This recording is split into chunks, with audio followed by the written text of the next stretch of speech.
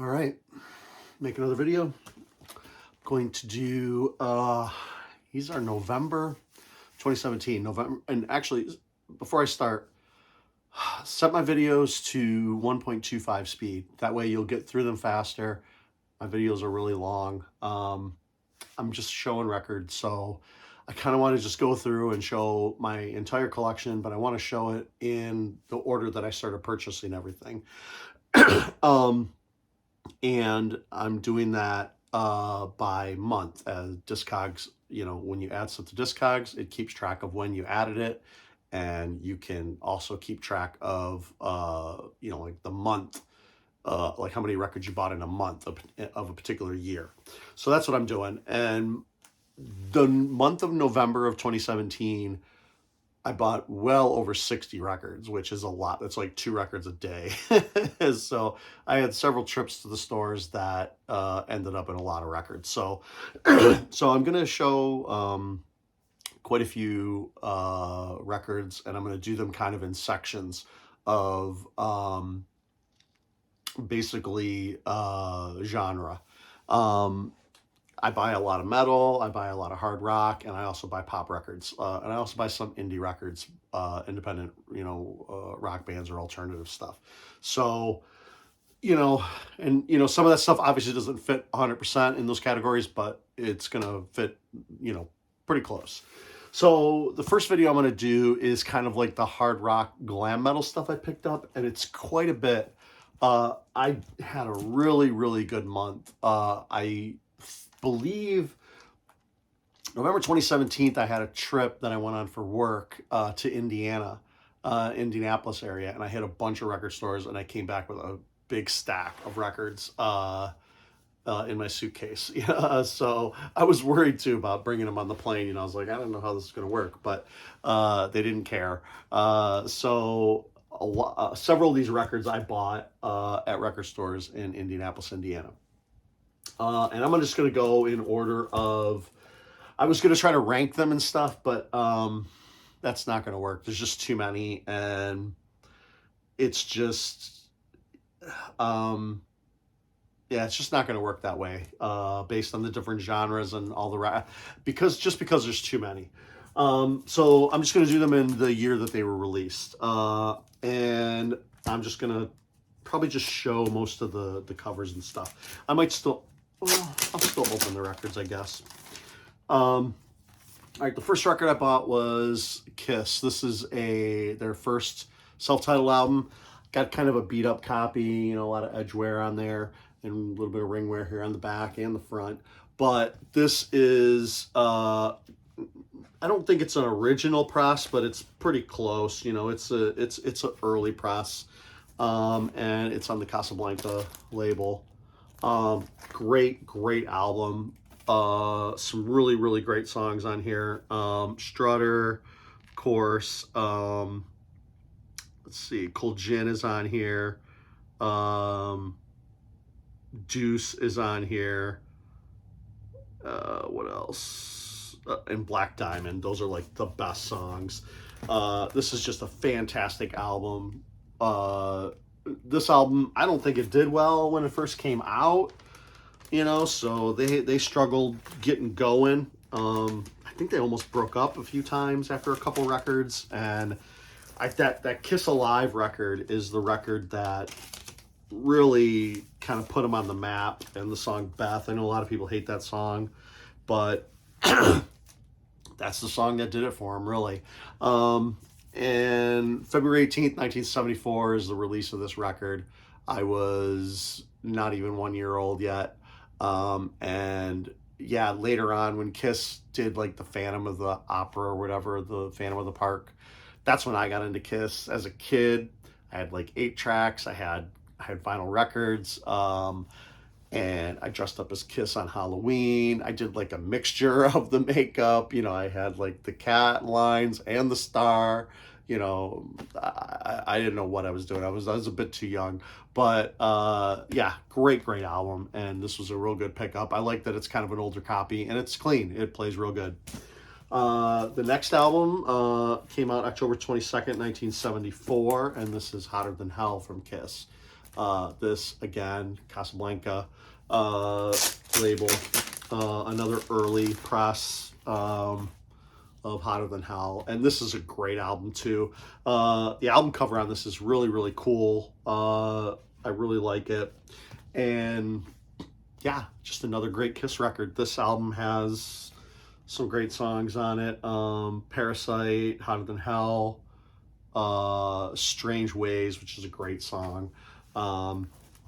Yeah, I listened to some Shabby Road Record Show, the podcast, and they're big fans of Kiss, and they played Strange Ways, and they really like that song, so it's kind of cool. I know like some of this stuff gets mixed reviews, from hardcore Kiss fans, but just I'm just a casual Kiss fan, really, and I like all the Kiss records, kind of up through the 70s, and a little bit into the 80s when they kind of took the makeup off is kind of when I kind of started checking out, but pretty much every album with makeup on is really good records. At least those are the ones that I like.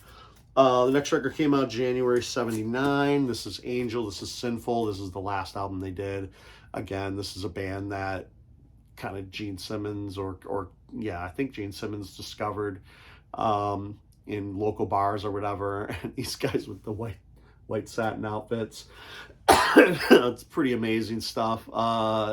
Angel is kind of like a hard rock band with a lot of keyboards. Greg Giuffria, this guy here, plays keyboards like crazy on these albums.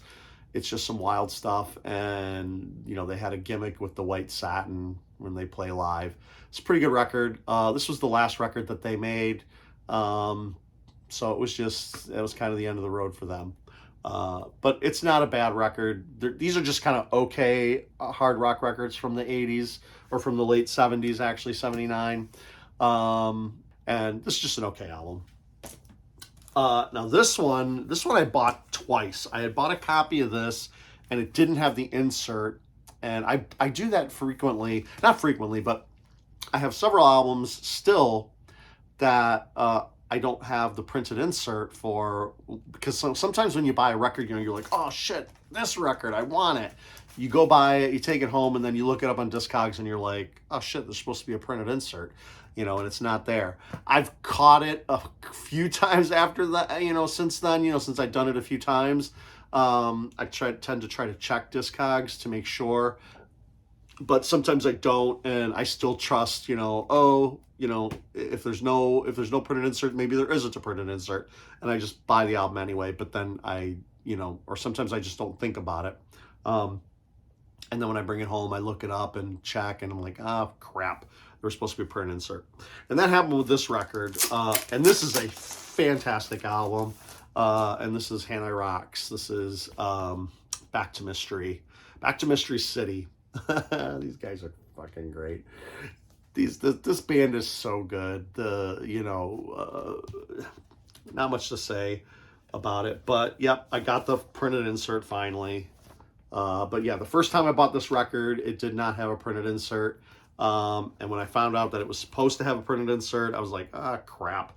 And then I think I just found a deal online, and I ended up just, picking it up there. These were all the ones that were released on that PVC label.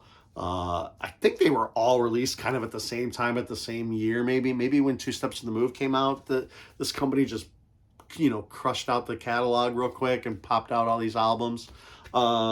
This is obviously, this is a promo from Passport Records, actually, but the album is on PVC. I'm not sure. Maybe this was supposed to be a cover for a different one. I'm not sure. But anyway, it had the insert, so I was happy about that. Fantastic album. Pick up pretty much any Hanoi Rocks album if you don't have one.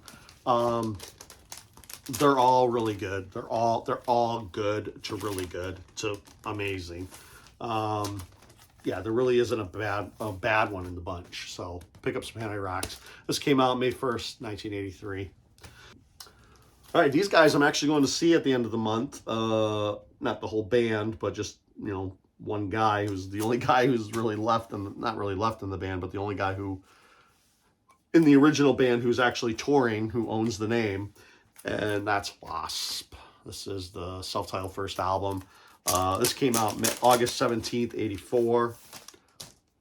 Fantastic record. Blackie, Chris Holmes. You know, these guys are just amazing. Amazing. Look at these guys. Freaking Wasp are the best.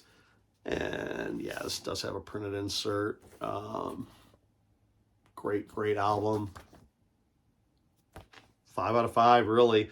And the set list for the tour, when I looked at it, he's playing a lot of songs off this album, so it's going to be pretty interesting. I Want to Be Somebody, LOVE Machine, Love Machine, The Flame, BAD Bad, he's playing, I believe, On Your Knees, and The Torture Never Stops. I believe those are all the songs. You know, there might be a couple more in there, too. But yeah, these guys are just amazing. I highly recommend the book, Nothing But a Good Time. These guys are featured in that. You know, obviously they talk about hair metal, or, you know, like the scene, the glam metal scene as it was beginning. It wasn't called hair metal then, but, and they talk about these guys, you know, how they throw meat in the audience. You know, Blackie was in Sister, the band before this. He also had a small, you know, he played bass in New York Dolls for a minute.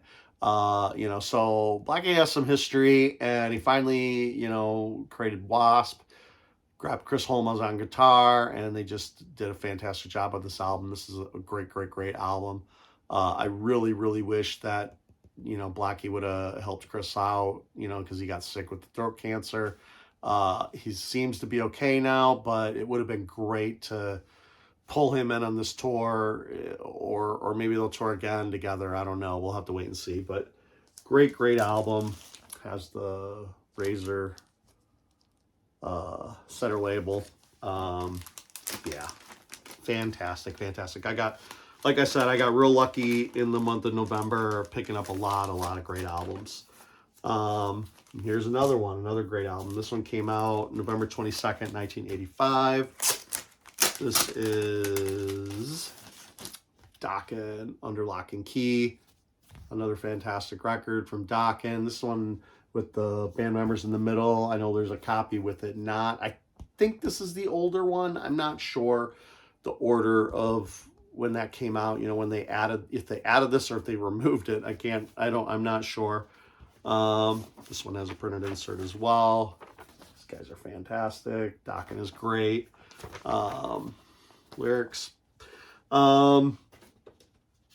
Yeah, just a great album from Dokken. These guys, again, they were, you know, this is the peak, or at least the climb of the glam metal scene. You know, it just started. There was just so much good stuff in the early to mid 80s, and just going right into the late 80s. Unchained the Night is on here. The Hunter in My Dreams. Lightning Strikes Again is a great song. It's Not Love is really good. Yeah, great song. Great album. Came out on the Elektra label. And yeah, kind of just trying to go fast. Just, you know, showing you what I got, what I purchased, you know, what I was coming across at the time. It's really cool, you know, like going back and thinking about, you know, when you find stuff like, you know, these are essentials, you know, especially if you're a glam metal fan. You know, you're going to be looking for these if you're starting to collect vinyl.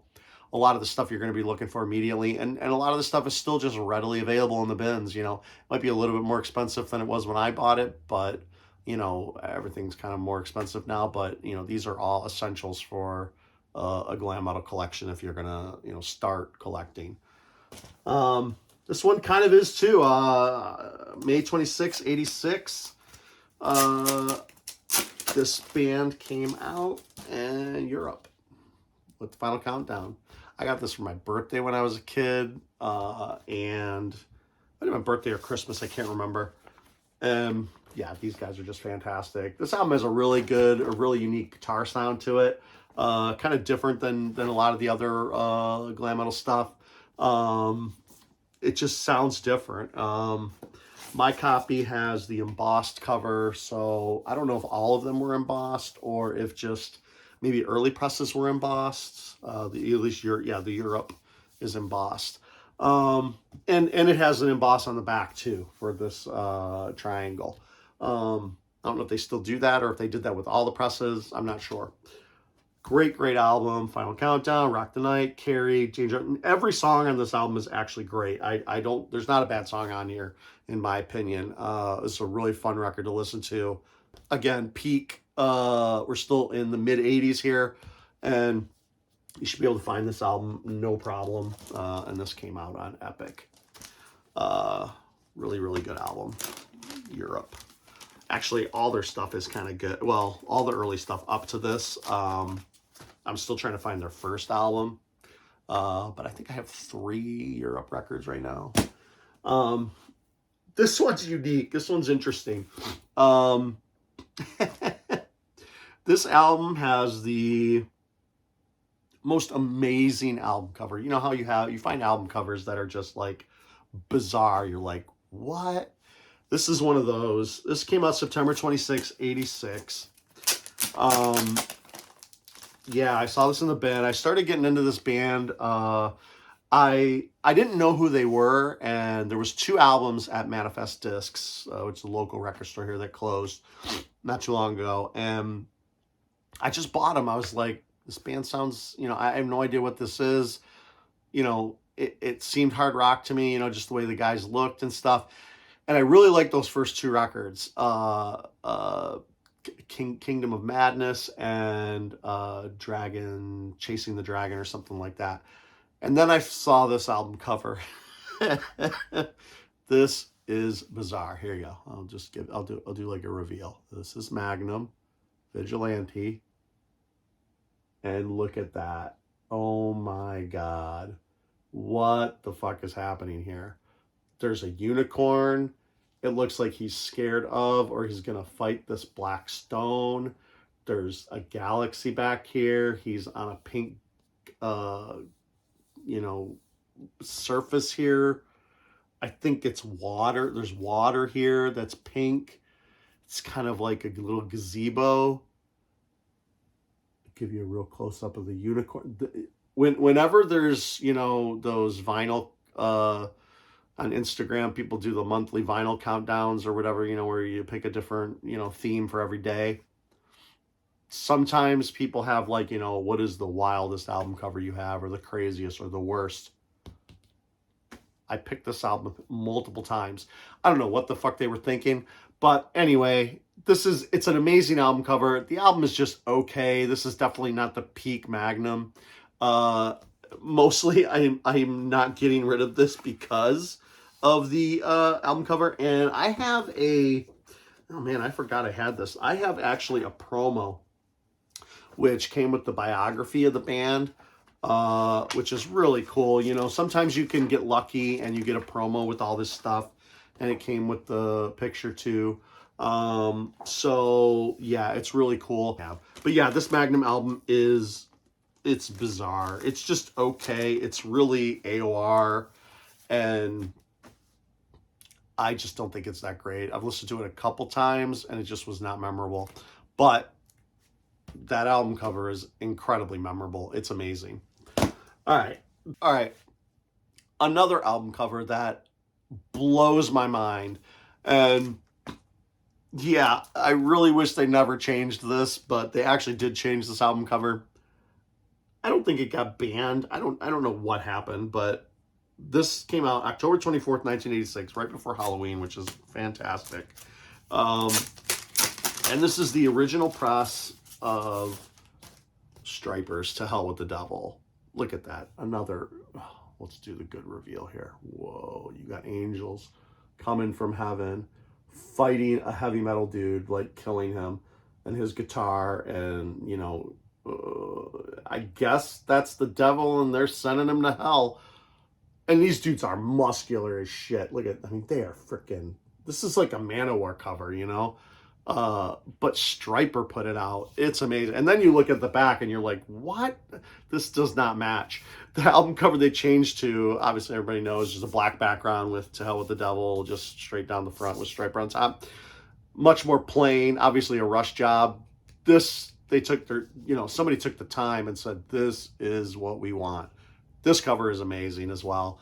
When I found out about this cover, I had found the original, not the original, but the second release with just To Hell with the Devil on it, and I had that for a little while.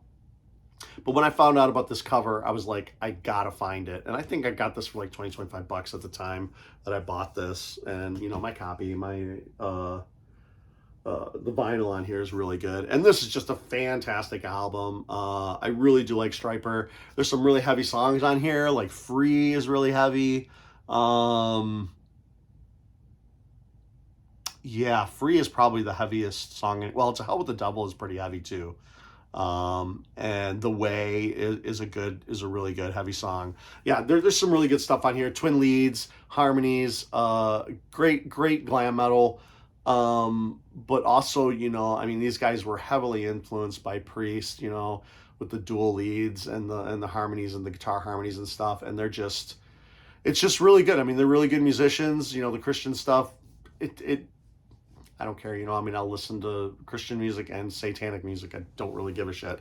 As far as, as long as they're not being, too misogynistic, I guess, or, obviously racist, whatever, any types of crazy stuff like that. As far as themes of Christianity and devil in lyrical content, none of that bothers me. As long as the music is good and the songs are good. And on this album, there's a mix. There's a lot of mellow stuff on here, like, Honestly, and Calling on You is kind of a rock song, but it's, still, mellow-ish. So yeah, there's some cheesy ballads on here, but they're still really good. And Michael Sweet's voice is amazing on this album. I recommend this album. It's really good. And even their newer stuff, like if you get the newer stuff that they're putting out, it's even heavier than this. So, but I think Striper, especially maybe the last 3 or 4 albums that they have of the new stuff, it's really heavy stuff. It's really good. It's recommended. I definitely recommend it. And this one came out on Enigma. Yeah, this is actually a good record. I listened to it. I had it when I was a kid. In high school, I bought it on, I had it on cassette, and I just think it's great. And fantastic album cover. This band is my first, okay, this is a special album for me. This band is my first favorite band that I ever had when I was a kid. And this is also my first concert that I've ever been to, and it was on this album's tour. So this is a big deal. Even though this is not their best album, it's actually probably one of their worst, honestly. It has a couple good songs on here, but overall, this record is not good, in my opinion. I actually think that the previous album to this was a lot better. And I don't know, there's probably mixed feelings on that. But anyway, this is Motley Crue, Girls, Girls, Girls. I do like this album, and it's probably more from a nostalgia sake. I mean, Wild Side is a great song. Girls, Girls, Girls is great. Then you get, Dance on Glass is okay. Bad Boy Boogie is okay. Nona is terrible. 5 Years Dead is okay. Everything else is just okay. And then Jailhouse Rock, that's a complete miss. That should not even be on this album. It's like they were too wasted to fucking write another song. And yeah, that's pretty terrible. It's still a good album. It's not a terrible album, but for Motley Crue, this is not a great record. And it's probably the one I pull out the least out of the 5 that I have. I have everything up to Dr. Feelgood, and I'll pull out Dr. Feelgood before I pull this out, honestly.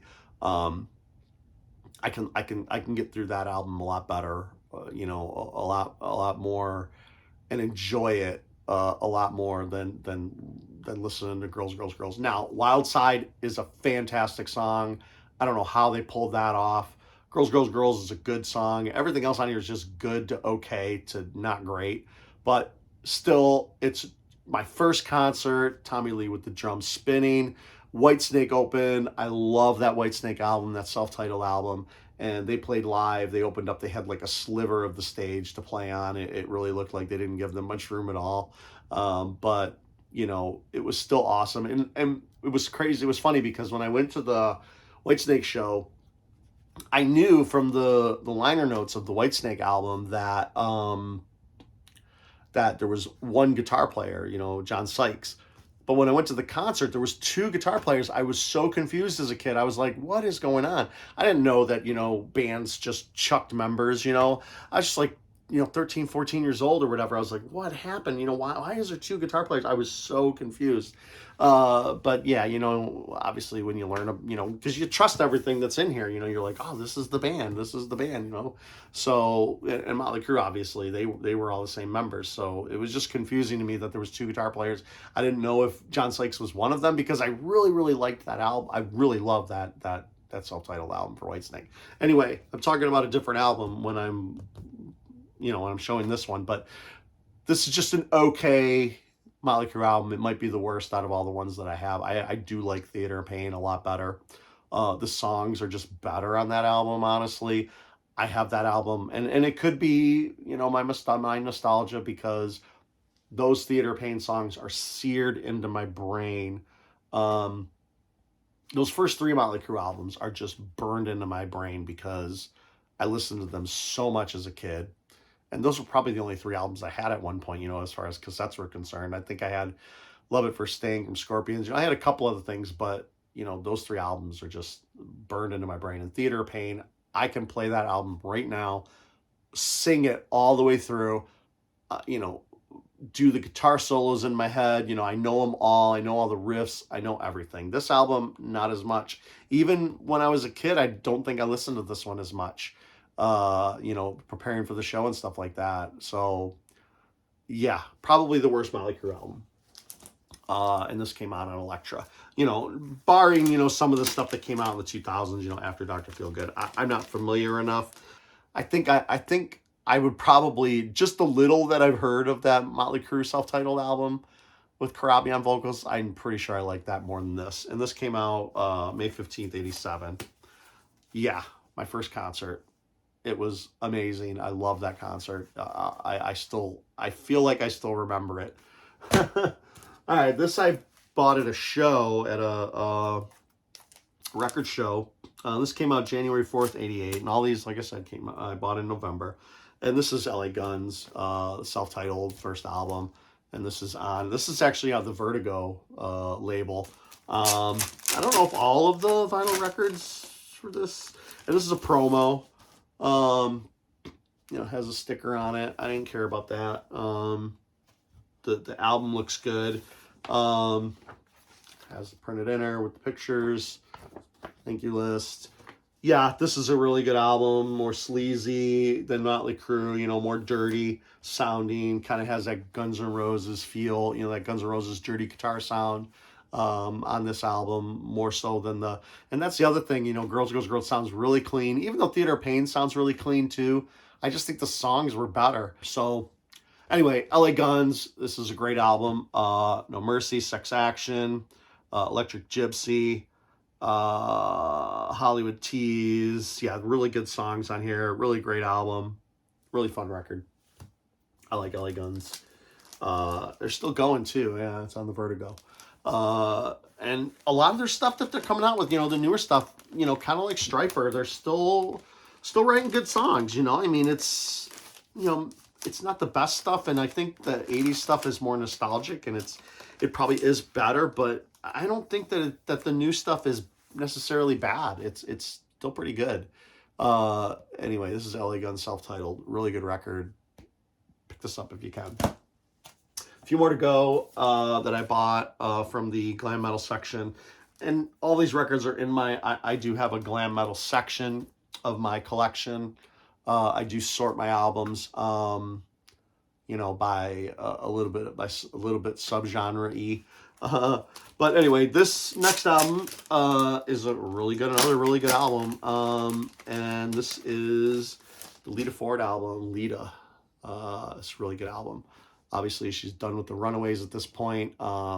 She had a few self-titles before this, but this is the one. It's probably her best-selling solo record, and one of the reasons is, Close My Eyes Forever is on here with Ozzy singing at the duet with her. But this is still, even with that song, being the ballad, the most popular song on here, this album still rocks. I really, really enjoy Lita Ford stuff. I got quite a few of her albums on vinyl, and yeah, this is a good record. Back to the Cave is great. Kiss Me Deadly, of course, is good. Falling in Out of Love is really good. And yeah, Close My Eyes Forever. This album rocks. It's good. And it's on the RCA Victor.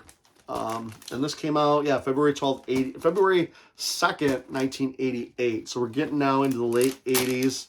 Glam metal, though, is still kicking it, man. They are still, these albums are still pumping out. They're still selling millions of copies. I think this album sold, at least, it might have went platinum. I don't know.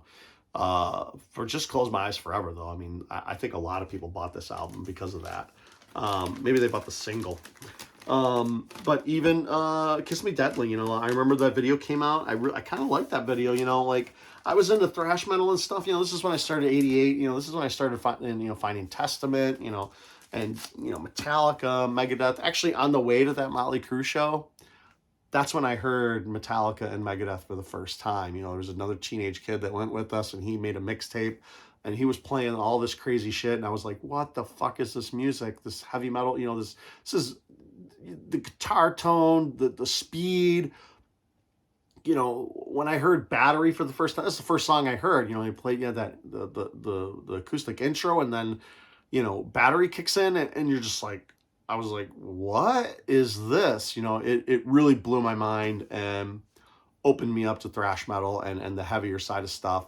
And I started buying Iron Maiden albums. I started getting into, I bought Master of Puppets. I bought Peace Sells. I bought, after I went to the Motley Crue show.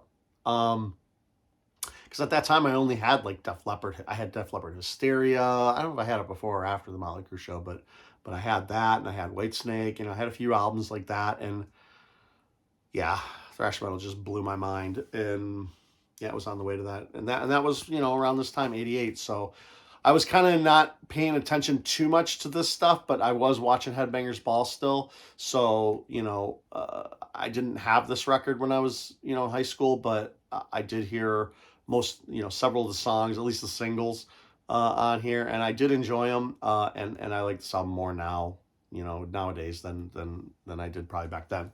Now, this album I did buy. I bought it on vinyl too when I, at the time that it came out.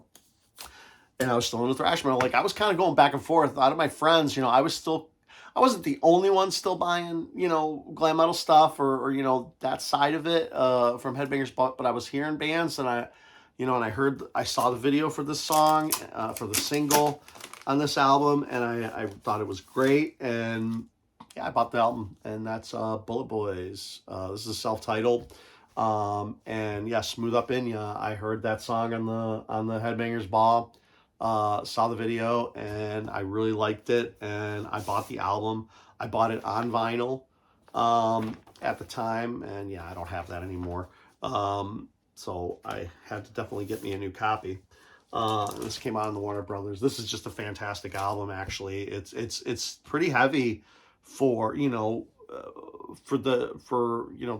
glam metal stuff that was coming out. I'd kind of put this in the Guns N' Roses, LA Guns kind of style. It's a little bit sleazy. It's kind of, but it's still clean.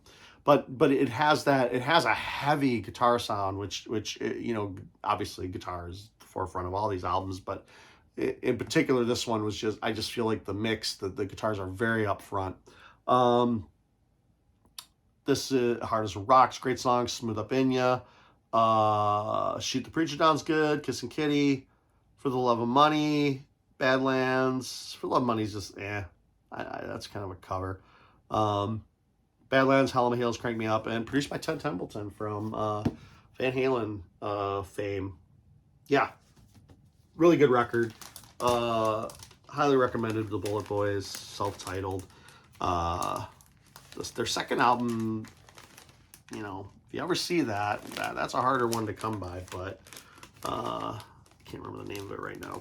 I might put it in the subtitles, but yeah, if I saw that used, I'd have a hard time passing that up. I know it would be expensive though, but anyway, Bullet Boys, self-titled, really good record. A couple more to go here.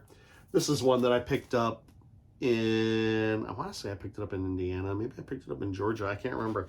October 18th, 1988. Maybe I picked it up somewhere else. I can't remember. And this is back to Angel.